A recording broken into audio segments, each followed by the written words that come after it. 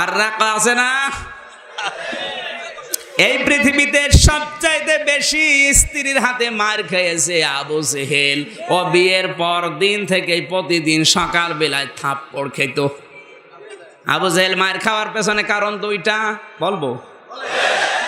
এক নাম্বার, আবু জেহেলের স্ত্রীর কাছে মার খেয়েছে কারণ বিয়ের দিন যৌতুক নিয়েছিল। এখানে যারা বিয়েতে যৌতুক নিয়েছে ওরা বোর কাছে অসহায়, ওরা মার খায় কিন্তু বলবে না তাই। দ্বিতীয় নাম্বারে, ও যৌন অক্ষম ছিল, এই জন্য মাঝে মাঝে ওরা ধরে পিটাইতো।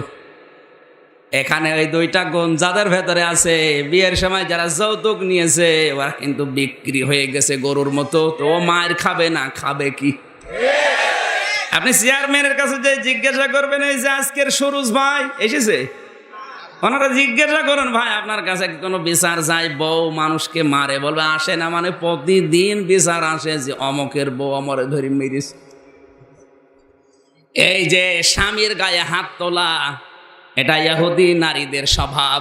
আমার তো যে 7টা হাদিসের বাণী পড়লাম, এই 7টা এখন মুসলমান মেয়েদের ভেতরেই পাওয়া যাচ্ছে। ইহুদিরা জান্নাতে যাবে, তাহলে এই 7টা গুণ যাদের ভেতরে আছে ওরা যদি পরিবর্তন না হয় জান্নাতে যাবে না। এই জন্য মেয়ের মারা যারা এসেছেন, আপনার মেয়েকে অশান্তিতে রাখার জন্য আপনি দায়ী।